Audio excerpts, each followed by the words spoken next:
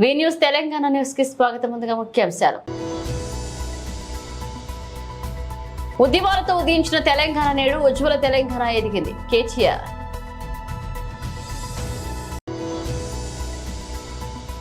Kishan Reddy help line మరియు సంతకం ప్రచారాన్ని ప్రారంభించిన బీజేపీ తెలంగాణ.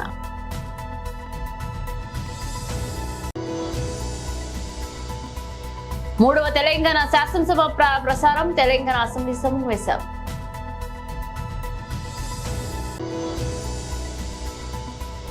తెనాలి నియోజకవర్గంలో సామాజిక పెన్షన్ల పంపిణీ చేసిన మంత్రి నాదెండ్ల మనోహర్. ఉద్యమాలతో ఉదయించిన తెలంగాణ నేడు ఉజ్వల తెలంగాణ ఎదిగిందన్నారు కేటీఆర్. శుష్క ప్రియాలు, శూన్య హస్తాలు, గ్యారంటీలకు టాటా, లంకె బిందెల వేట, డిక్లరేషన్లు డీలా, డైవర్షన్ల మేళ, హామీ పత్రాలకు పాతర, శ్వేత పత్రాల జాతర, నిరుద్యోగుల మీద నిర్బంధాలు, జర్నలిస్టుల మీద దౌర్జన్యాలు, విమర్శిస్తే కేసులు, ప్రశ్నిస్తే దాడులు, నేతన్నల ఆత్మహత్యలు, ఆటో అన్నల బలవన్మరణాలు. ఓట్లకు ముందేమో అభయహస్తం అధ్యక్ష, ఓట్లు పడ్డాక ఈ రోజు శూన్యహస్తం. మేనిఫెస్టోలో అరచేతిలో స్వర్గం, బడ్జెట్ లో మాత్రం మోచేతికి బెల్లం, 3 తిట్లు 6 అబద్ధాలతో కేవలం పొద్దున్న లేస్తే బట్టగాల్చి మీదేసే పనులు ఇందులో కనబడ్డాయి అధ్యక్ష. ఇవాళ వారు అన్నారు అధ్యక్ష, దివాలా తీసిన రాష్ట్రం ఒక క్యాన్సర్ పేషెంట్ మాదిరిగా, ఎయిడ్స్ పేషెంట్ మాదిరిగా అని మాట్లాడారు. దయచేసి ఇది సరైన పద్ధతి కాదు. ఉద్యమాలతో ఉదయించిన తెలంగాణ ఉజ్వల తెలంగాణ ఎదిగిన మాట వాస్తవం. విఫల రాష్ట్రం అవుతుందని శాపనార్థాలు పెట్టిన వాళ్ళందరి శాపాలను తట్టుకొని 10 ఏళ్ల ప్రస్థానంలో ఇవాళ స్వరాష్ట్రం సొంత కాళ్ళ మీద నిటారుగా నిలబడ్డది అధ్యక్ష. G Kishan Reddy help line మరియు సంతకం ప్రచారాన్ని ప్రారంభించారు. 2 లక్షల రుణమాఫీని బేషరతుగా అమలు చేస్తామని చెప్పి మేనిఫెస్టోలో పేర్కొని ఈరోజు అనేక ఆంక్షలు విధించి ఇలా రైతులను మోసం చేస్తున్నటువంటి కాంగ్రెస్ ప్రభుత్వాన్ని నిలదీయడానికి, రైతులకు, తెలంగాణలో రైతులకు భారతీయ జనతా పార్టీగా మేమున్నామని అండగా నిలబడటం కోసం ఇలా హెల్ప్ లైన్ నెంబర్ని బాధిత రైతుల కోసం ఎవరెవరైతే ఈ ప్రభుత్వం చేతుల మోసపోయిరో వాళ్ళ వివరాలను సేకరించి వాళ్ళ తరఫున కొట్లాడడానికి భారతీయ జనతా పార్టీ రాష్ట్ర శాఖ అధ్యక్షులు కిషన్ రెడ్డి గారు, కేంద్ర మంత్రివర్యులు ఈరోజు రైతులకు అండగా మరి హెల్ప్ లైన్ నెంబర్ను ప్రారంభించబోతా ఉన్నారు. మనందరికీ తెలుసు, ఈ రాష్ట్రంలో 64 లక్షలకు పైగా ఖాతాలుంటే ఇలా కాంగ్రెస్ నాయకులు బ్రహ్మాండం బద్దలైందని పండుగ ప్రజలను తప్పు పట్టిస్తూ ఉన్నారు. ఈరోజు రుణమాఫీ కాని రైతులు తీవ్రమైనటువంటి వేదనతో ఇలా ఆత్మహత్యలు చేసుకునేటువంటి పరిస్థితి వచ్చింది. అందుకే భారతీయ జనతా పార్టీ వారికి అండగా నిలబడాలని, వారికి మనోధైర్యాన్ని కల్పించడానికి ఈరోజు పెద్దలు కిషన్ రెడ్డి గారు రాష్ట్ర కార్యాలయంలో ఈ కార్యక్రమంలో పాల్గొంటా ఉన్నారు. ముందుగా ప్రశ్నిస్తున్న తెలంగాణ రైతు పేరుతోటి ఉన్నటువంటి పోస్టర్ని వారిని ఆవిష్కరించవలసిందిగా కోరుతా ఉన్నాను. పెద్దలు ప్రేమేందర్ రెడ్డి గారు.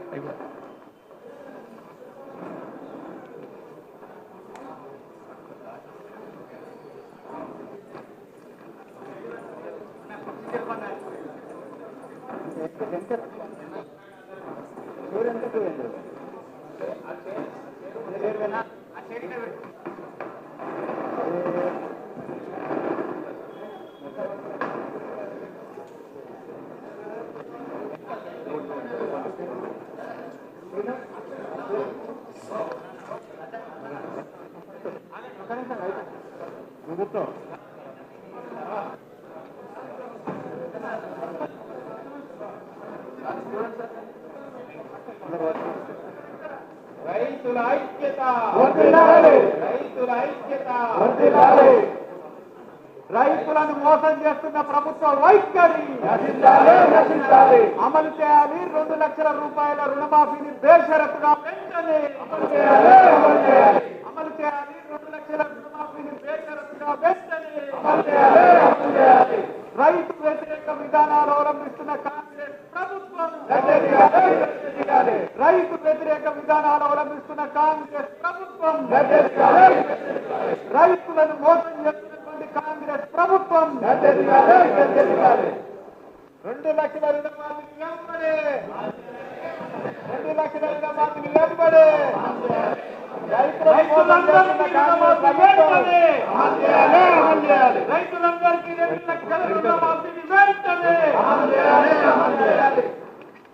రైతు వ్యతిరేక ప్రభుత్వం, రైతు వ్యతిరేక ప్రభుత్వం, రైతులను మోసం చేసిన కాంగ్రెస్ ప్రభుత్వం. నిరంజన్ రెడ్డి గారు ఆగండి, కూర్చోండి.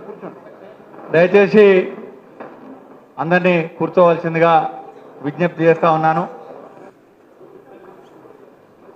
ఈ హెల్ప్ లైన్ని ప్రారంభిస్తున్న నేపథ్యంలో పరిసర ప్రాంతాల్లో ఉన్నటువంటి రైతులు కూడా ఎవరికైతే రుణమాఫీ పేరుతోనే గొప్పలు చెప్పుకుంటున్నటువంటి ప్రభుత్వం మాకు రుణమాఫీ కాలేదు, భారతీయ జనతా పార్టీ కార్యాలయంలో ఈరోజు ఒక హెల్ప్ లైన్ నెంబర్ని ప్రారంభిస్తూ ఉన్నారు. ఈ నేపథ్యంలో మేము అక్కడికి వచ్చి కిషన్ రెడ్డి గారిని కలవాలనే ఉద్దేశంతో కొంతమంది రైతు సోదరులు, రైతు పెద్దలు కూడా ఇక్కడికి రావడం జరిగింది. ముందుగా అందులో కుమ్మరి గుండయ్య గారు రైతు ఇక్కడ హాజరైనారు. వారి యొక్క మరి అనుభవాన్ని, వారు తీసుకున్న లోన్ వివరాలని చెప్పవలసిందిగా కోరుతా ఉన్నాను. ఎవరు నిలబడకండి దయచేసి. హలో, దగ్గర పెట్టుకోండి. హలో, మాది లక్ష్మారెడ్డిగూడెం శంకర్పల్లి మండల్.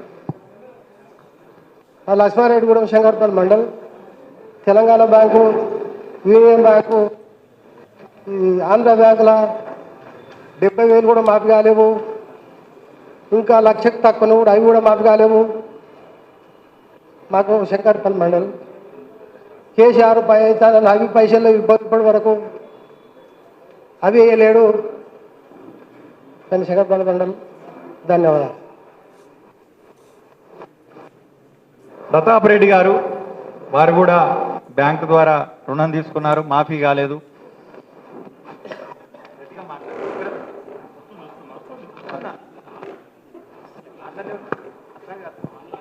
ఇలా మాట్లాడండి. నా పేరు కొలన్ ప్రతాప్ రెడ్డి, శంకర్పల్లి మండల్, కొండకల్ గ్రామము. నేను 1,30,000 రూపాయలు క్రాప్ లోన్ తీసుకోవడం జరిగింది. నిన్నటి వరకు ఎలాంటి మాఫీ జరగలేదు. 1,50,000 వరకు అన్నారు. 1,30,000 ప్లస్ ఒక 8,000 వడ్డీ అయింది, కానీ మాఫీ మాత్రం రాలేదు. దాంతోపాటు మా వారి మీద కూడా ఒక 1,30,000 ఉన్నది. 2 లక్షల్లో అయినప్పుడు ఈయన వస్తుందేమో అని చెప్పి చూస్తున్నాం. ఇంతకుముందు ఎలాంటి షరతులు లేకుండా మాఫీ 2 లక్షల వరకు రైతులకు ఇస్తాం క్రాప్ లోన్ అని చెప్పారు. కానీ ఇప్పుడు ప్రతి ఒక్కరు కూడా 50,000 ఉన్నోళ్ళు, 90,000 ఉన్నోళ్ళు, 70,000 ఉన్నోళ్ళు మా విలేజ్లో కూడా ఇంకా కాలేవు. ఎందుకైతే లేవు అనేది చాలామందికి అపోహలు ఉన్నాయి. ఇంకొకటి చిన్న ఇప్పుడు నా అనుభవమే, మా బాబు బయట చదువుకోనికి పోతుందంటే ఐటీ రిటర్న్ చేస్తేనే లోన్ వస్తుంది అనుకుంటే చిన్నది ఒక 2,000, 5,000, 10,000 ఐటీ కట్టేట్టు నేను 3 సంవత్సరాల నుంచి రైతును, మామూలు రైతును, నాకు 4 ఎకరాల పొలం ఉన్నది.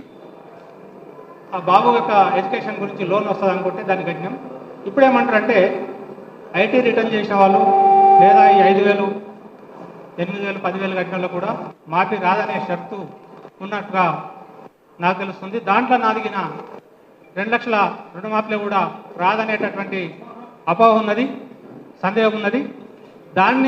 ఇటువంటి చాలా అపోహలు రైతులకు ఉన్నాయి. కాబట్టి దాన్ని సరి చేసుకోనికి, తెలుసుకోనికి భారతీయ జనతా పార్టీ యొక్క హెల్ప్ లైన్ వేదికను ప్రారంభించడం, అందరు రైతుల యొక్క సందేహాలకు ఒక పరిష్కారం దొరుకుతుందని చెప్పి ఆశిస్తూ ఆ యొక్క కార్యక్రమాన్ని పెట్టిన భారతీయ జనతా పార్టీ పెద్దలు కేంద్ర మంత్రివర్యులకు రైతుల తరపున ధన్యవాదాలు తెలియజేసుకుంటూ, ఇలాంటి చిన్న కొర్రీలు పెడుతూ ఎక్కడ తగ్గించుకోవాలి, ఎంతమందిని ఈ యొక్క రుణమాఫీల నుంచి పక్కకు జరపాలనేటువంటి సందేహాలు చాలామందికి ఉన్నాయి.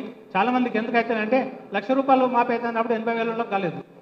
1,50,000 అనుకున్న వాళ్ళు కూడా 50,000 ఉన్నారు, 80,000 ఉన్నారు, 1,20,000 ఉన్నారు. చాలామందికి అయితే లేవు. ఎందుకైతే లేవంటే ఇలాంటి మధ్యలో ఏవేవో ఇవి చెప్తున్నారు. కాబట్టి ఈ యొక్క హెల్ప్ లైన్ రెడ్డి నాయక్ గారు చేసినందుకు ధన్యవాదాలు. రెడ్డి నాయక్ గారు వారికి మైక్ వారికి.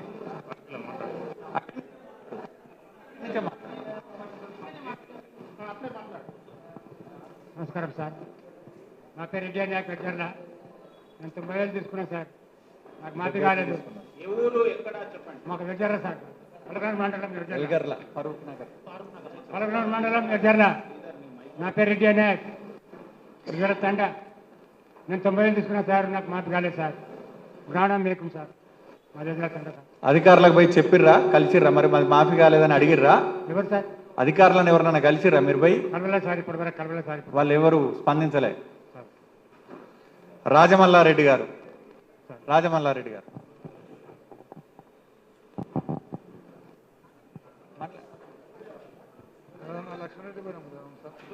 అన్న దగ్గరే పెట్టుకోండి, మైక్ దగ్గర పెట్టుకో. లక్ష్మారెడ్డిగూడెం గ్రామం మాది, శంకర్పల్లి మండలం. నాకు 1,00,000 రూపాయలు లోన్ తీసుకున్నాను. 1,00,000 రూపాయలు లోన్ తీసుకున్నాను. ఇదివరకు మాఫీ అనేది లేదు, ఏది అనేది లేదు. రైతు భరోసా ఇస్తాము అని చెప్పారు 15,000. అవి ఇదివరకు లేవు. మార్పు అన్నారు. ఇదే మార్పేమో అని ఆలోచన చేస్తున్నాం సార్. ఎవరిని అడగాలనో ఎవరిని అడగొద్దు అనేది కూడా మాకు ఏం తోస్తలేదు. మేము రైతుం సార్, మేము ఎవరిని అడగాలి ఎవరిని అడగొద్దు అనేది ఒక పెద్ద ఇబ్బంది అయిపోయింది. అందుకే మీరు దయచేసి ఇంతమంది పెద్దలు చిన్నలు అందరూ చూసి గమనించగలని కోరుతున్నాం. కేతావత అంబి,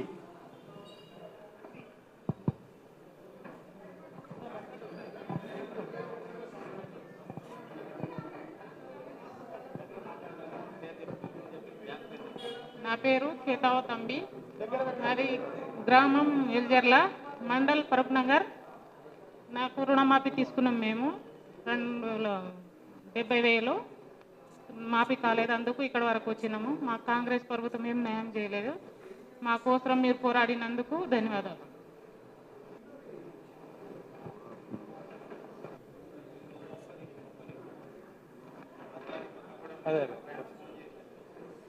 హెల్ప్ లైన్ నెంబర్కి ఫోన్ వచ్చింది, స్పీకర్ అని.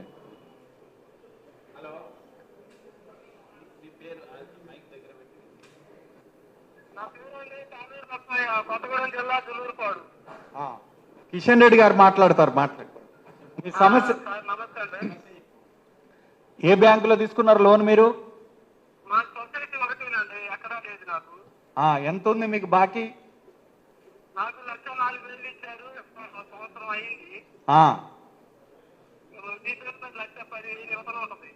మరి మాఫీ కాలేదు, కారణం ఏం చెప్తున్నారు అధికారులు? లిస్ట్ లో పేరు లేదు, మీది మాఫీ కాలేదని అంటున్నారా? సరే, తప్పనిసరిగా మీ వివరాలను నమోదు చేసుకుంటాం. మీ పూర్తి వివరాలను అడిగి తెలుసుకుంటాం. కాల్ సెంటర్ నుంచి నమోదు చేసుకుంటాం. కిషన్ రెడ్డి గారు, మన రైతుల పక్షాన మొత్తం వివరాలు సేకరించే దాంట్లో ఇలా ప్రారంభం చేసినాం హెల్ప్ లైన్. మంచిది, మంచిది.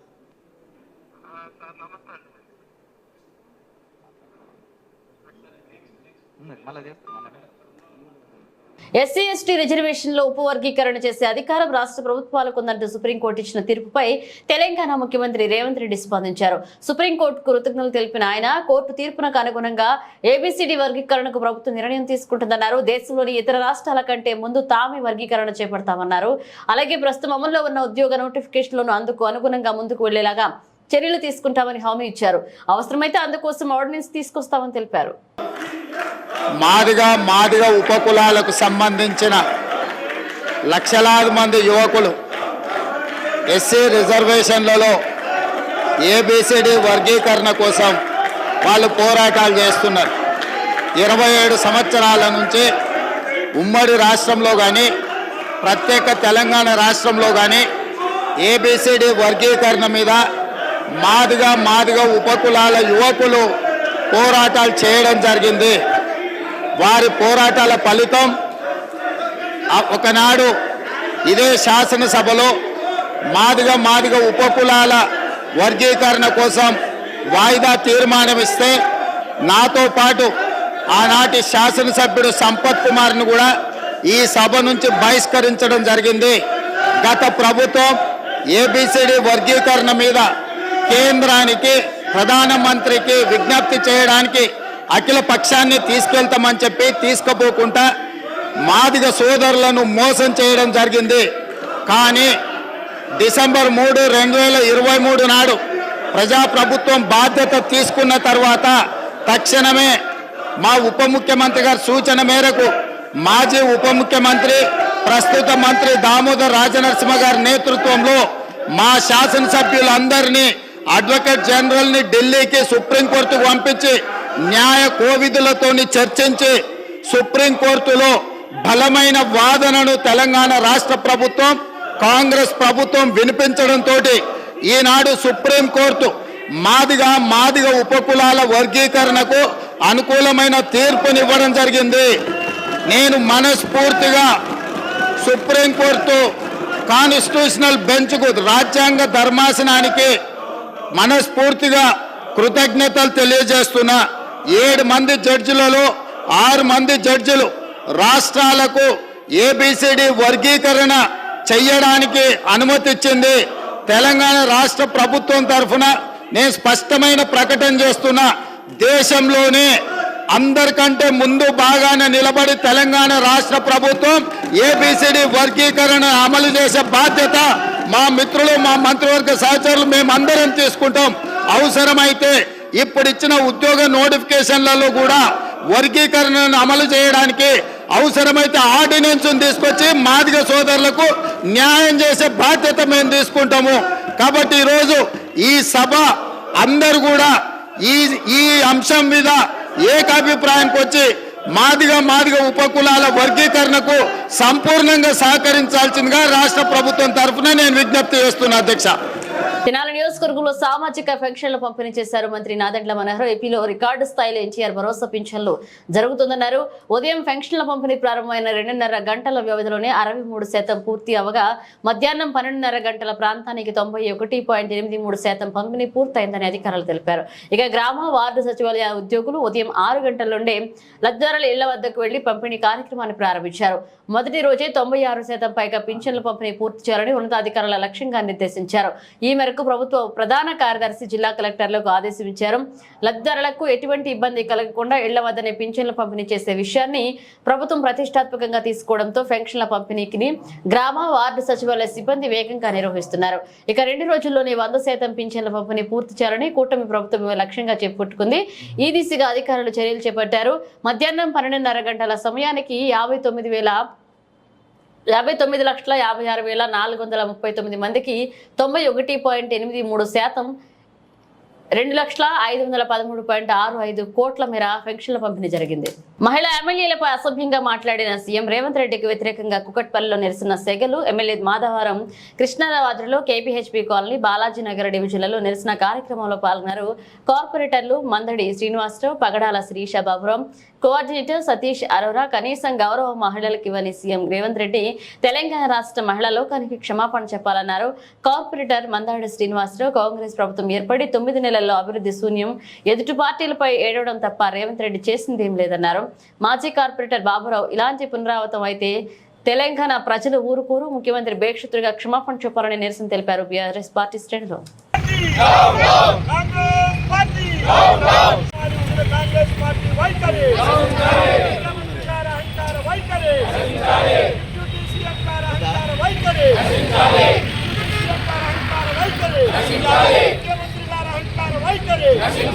మహిళా సమాజాన్ని అవమానించిన వైఖరి, తెలంగాణ రాష్ట్ర మహిళా సమాజాన్ని అవమానించిన వైఖరి కాంగ్రెస్ పార్టీ.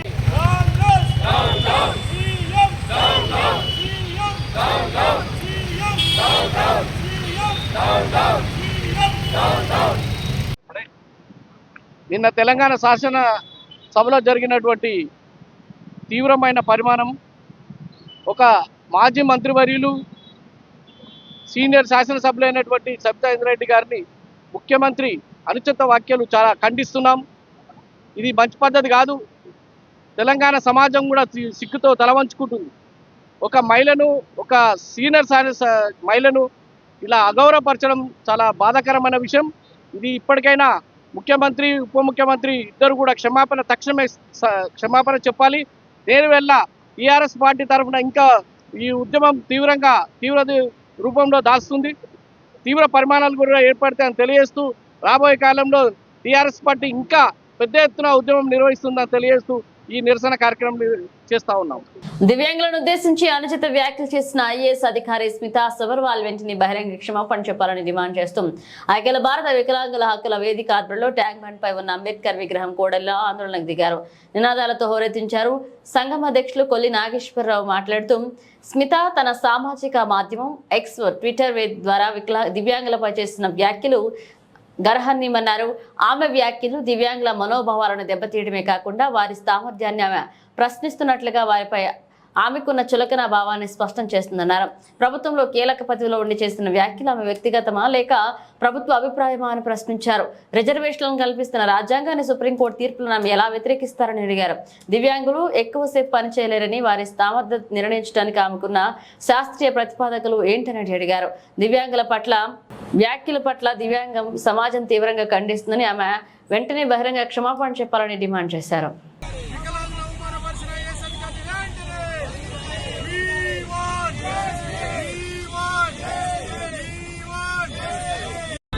దివ్యాంగుల్ని అవమానపరుస్తూ వాళ్ళ మీద అనేక రకాలుగా ట్వీట్ చేసినటువంటి ఐఏఎస్ అధికారి శ్రీమతి స్మితా సబర్వాల్ని రాష్ట్ర ప్రభుత్వం విధుల నుండి వెంటనే తొలగించాలని మేము అఖిల భారత వికలాంగుల హక్కుల వేదిక డిమాండ్ చేస్తుంది. ఆమె వెంటనే క్షమాపణ చెప్పకపోగా మా దివ్యాంగుల పట్ల వివిధ రకాల్లో అవమానపరిచే విధంగా మాట్లాడుతున్నటువంటి ఐఏఎస్ అధికారిని తొలగించకపోతే ముఖ్యమంత్రి రేవంత్ రెడ్డి సార్ గారు మీరు ఆ కుట్ర వెనుక మీరు ఉన్నారని మేము అంతా అనుమానం పోతున్నాం. వెంటనే ఆమె చేత క్షమాపణ చెప్పించాలి. లేకపోతే ఆమె ద్వారా ఒక రాష్ట్ర ప్రభుత్వం వెంటనే షోకాజ్ నోటీస్ని ఇవ్వాలని కూడా అఖిల భారత వికలాంగుల హక్కుల వేదిక డిమాండ్ చేస్తుంది. అంతేకాదు ఈరోజు దివ్యాంగుల పట్ల ఏమాత్రం ప్రేమ ఉంటే రాష్ట్ర ప్రభుత్వం దిగొచ్చి రాష్ట్ర ప్రభుత్వం అయినా స్పందించాలని మేము డిమాండ్ చేస్తున్నాం. అంతేకాకుండా శ్రీమతి సుబ్రవాల్ గారు ఒక్కసారి ఆలోచించండి. ఒక్కసారి మీరు కళ్ళు లేకుండా 24 గంటలు మీరు జీవిస్తారా అని మేము ఈరోజు ప్రశ్నిస్తున్నాం. ఒక్కసారి ఒక కాలు లేకుండా ఒక చేయి లేకుండా మాటలు రాకుండా జీవించగలుగుతామని మేము ఈరోజు నిన్ను ప్రశ్నిస్తున్నాం. అంతేకాదు మాకు క్షమాపణ చెప్పే వరకు మా నిరసన కార్యక్రమాలను మేము చేపట్టడమే కాదు ఏదో ఒక రోజు నీ ఇంటి ముందు నీ ఇంటి దగ్గరకు వచ్చి ముట్టడిస్తామని కూడా హెచ్చరిస్తున్నాం. కాబట్టి వెంటనే క్షమాపణ చెప్పాలి. దానికి రాష్ట్ర ప్రభుత్వం కూడా స్పందించి రాష్ట్ర ప్రభుత్వం కూడా ఒక నోటీస్ ఇవ్వాలని కూడా రాష్ట్ర ప్రభుత్వాన్ని అఖిల భారత వికలాంగుల హక్కుల వేదిక డిమాండ్ చేస్తుంది. అధ్యక్షుడు జంగిలి శ్రీనివాస్ నా పేరు. ఈరోజు వికలాంగుల పట్ల స్మితా అగ్రవాల్ మమ్మల్ని అన్యాయంగా నోరు మాట గలీజ్గా మాట్లాడడం కాకుండా మీరు దేనికి పనికిరారని మేము దేనికి పనికిరామా ఆమె డిసైడ్ చేయడానికి ఆమెవారు ఆమె నోరా మోరా వికలాంగులను అన్యాయంగా అవమానపరచడం కాకుండా వికలాంగులు దేనికి పనికిరారు నువ్వు డిసైడ్ చేయడానికి నువ్వోరు వికలాంగులని అవమానపరచడం కాకుండా ఇంకా ట్రీట్లు పెట్టుకుంటూ ఉంటుంది. ఈ ప్రభుత్వం కళ్ళు మూసుకుందా కళ్ళు తెరుస్తుందా కళ్ళు మూసుకుందా తెలుస్తలేదు. వికలాంగుల పట్ల ఇంత అన్యాయంగా మాట్లాడినందుకు ఆమెను వెంటనే శిక్షించాలని ప్రభుత్వాన్ని కోరుతున్నాను. రాష్ట్ర శాసనసభ సమావేశాల సందర్భంగా ముఖ్యమంత్రి రేవంత్ రెడ్డి మహిళా శాసనసభ్యుల పట్ల వ్యవహరించిన తీరుకు నిరసనగా రాష్ట్ర వ్యాప్తంగా బీఆర్ఎస్ శ్రేణులు ఆందోళన చేపట్టారు.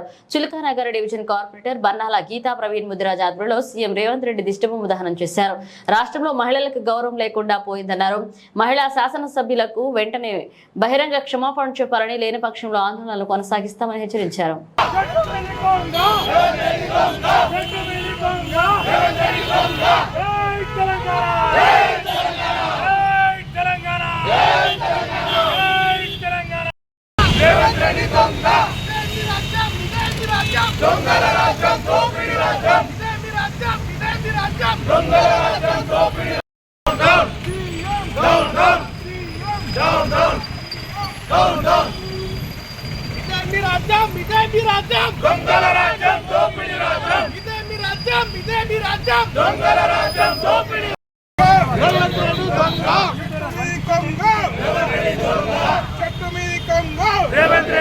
ముగించే ముందు హెడ్లైన్స్ మరోసారి.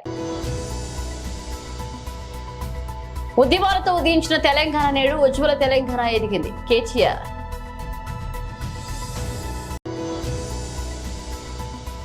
కిషన్ రెడ్డి హెల్ప్ లైన్ మరియు సంతకం ప్రచారాన్ని ప్రారంభించిన బీజేపీ తెలంగాణ.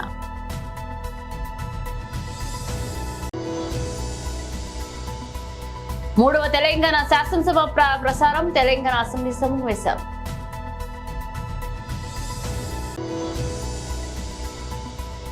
తెనాలి నియోజకవర్గంలో సామాజిక పెన్షన్ల పంపిణీ చేసిన మంత్రి నాదెండ్ల మనోహర్. ఇవి బులెటిన్ అప్డేట్స్. మరణ అప్డేట్స్ మళ్ళీ కలుద్దాం.